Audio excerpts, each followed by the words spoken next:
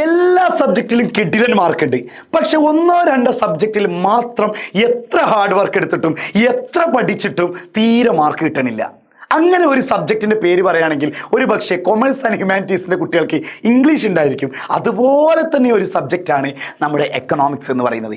എക്കണോമിക്സിൽ എങ്ങനെ മാർക്ക്, അല്ലെങ്കിൽ നമ്മളൊക്കെ +2 കഴിഞ്ഞിട്ട് റിസൾട്ട് ചോദിക്കുമ്പോൾ ഇംഗ്ലീഷിൽ വരെ പാസ്സായ കുട്ടികളോടൊക്കെ ചോദിക്കുമ്പോൾ അവർ പറയുന്നത്, സാറേ ഒന്നല്ലെങ്കിൽ അക്കൗണ്ടൻസി, അതായത് അക്കൗണ്ടൻസി ഫെയിലായി എന്ന് പറയും, അല്ലാന്നുണ്ടെങ്കിൽ എക്കണോമിക്സ് ഫെയിലായി എന്ന് പറയും. ഈ രണ്ട് സബ്ജക്റ്റുകൾ അങ്ങോട്ടും ഇങ്ങോട്ടും മാറിയിരിക്കുകയാണ്. അപ്പോൾ എക്കണോമിക്സിൽ എന്തുകൊണ്ടാണ് മാർക്ക് കുറയുന്നതെന്ന് വെച്ചാൽ ഞാൻ മനസ്സിലാക്കിയത്, എനിക്കിതിൽ ആധികാരികമായിട്ട് പറഞ്ഞുതരാൻ അറിയില്ല.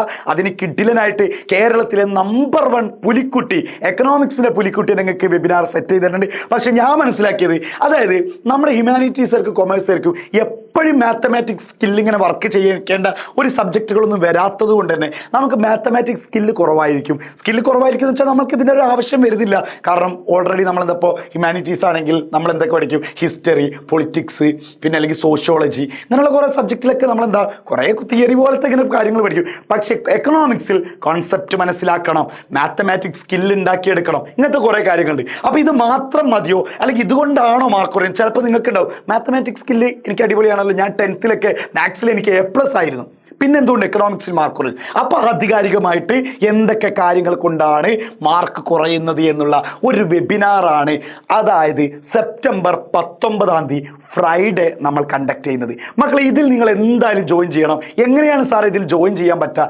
നിങ്ങളൊന്നും ചെയ്യേണ്ട, ജസ്റ്റ് ₹1 ചിലവാക്കണ്ട. കമൻറ്റ് ബോക്സിൽ ലിങ്ക് പിൻ ചെയ്തിട്ടുണ്ട്. ആ ലിങ്കിൽ കയറിയിട്ട് രജിസ്റ്റർ ചെയ്തോളൂ. വെബിനാറിന് കയറാനുള്ള രജിസ്ട്രേഷൻ ഫോം എന്ത് ചെയ്തോളൂ, ലിങ്കിലുണ്ട്. അത് നിങ്ങൾ കൃത്യമായിട്ട് രജിസ്റ്റർ ചെയ്ത് വെച്ചോളൂ. ബാക്കി കൃത്യം എത്ര മണിക്ക്? 7:15 കേട്ടോ. നാളെ എന്ന് പറയുമ്പോൾ നമ്മുടെ സെപ്റ്റംബർ 19 വെള്ളിയാഴ്ച കൃത്യം 7:15 നമ്മളിങ്ങനെ നിലമ്പൂരിൻ്റെ തേക്കിൻ കാടുകളിൽ നിന്നും നമ്മളെ സൽസബിൽ സാറിനെ ഇറക്കിയിട്ടുണ്ട്. ഉപരി നിലമ്പൂരാണ് വീട്. നിലമ്പൂർ കേട്ടില്ലേ, തേക്കിൻ കാട് എന്നൊക്കെ പറഞ്ഞ് തേക്ക് കൊണ്ട് അല്ലേ, തേക്ക് മ്യൂസിയം എന്നൊക്കെ കേട്ടിട്ടുണ്ടാവും. ഓക്കെ, അവിടുന്ന് നമ്മൾ ഈ പുലിക്കുട്ടിനെ ഇറക്കിയിട്ടുണ്ട്.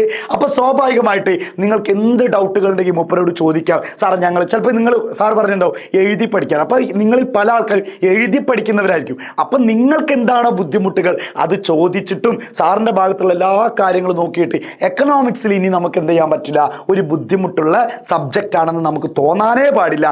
എക്കണോമിക്സ് ഈ ഒരൊറ്റ വെബിനാർ കൊണ്ട് നമുക്ക് അതിൻ്റെ എല്ലാ വിഷമങ്ങളും മാറണം, എല്ലാം സോൾവ് ചെയ്യാനുള്ളതാണ്. അപ്പോൾ എങ്ങനെ കാര്യങ്ങൾ മറക്കണ്ട, ഇപ്പം തന്നെ കമൻറ്റ് ബോക്സിൽ, അത് ഇനി കുറച്ച് കഴിഞ്ഞോട്ടെ, അല്ലെങ്കിൽ പിന്നെ വെക്കാം, അല്ലെങ്കിൽ റീല് കണ്ട് കഴിഞ്ഞോട്ടെ എന്നിട്ട് വെക്കാം, അതല്ല ഇപ്പം തന്നെ ആകെ ഒരൊറ്റ മിനിറ്റോ 30 സെക്കൻഡിൻ്റെ പരിപാടിയുള്ള കമൻറ്റ് ബോക്സിൽ ആ ലിങ്കിൽ കയറാം. വെബിനാറിൻ്റെ രജിസ്ട്രേഷൻ ലിങ്കാണ്. അതിൽ ക്ലിക്ക് ചെയ്ത് കഴിഞ്ഞാൽ നേരെ എവിടേക്ക് എത്താൻ പറ്റും? യെസ്, നമ്മുടെ വെബിനാറിൻ്റെ അതിൽ രജിസ്റ്റേർഡ് ആയി. പിന്നെ ബാക്കി നിങ്ങൾ നാളെ വന്നാൽ മതി. ഓക്കെ അല്ലേ മക്കളെ? അപ്പോൾ ഇനി എക്കണോമിക്സ് ഒരു ബുദ്ധിമുട്ടേ അല്ല.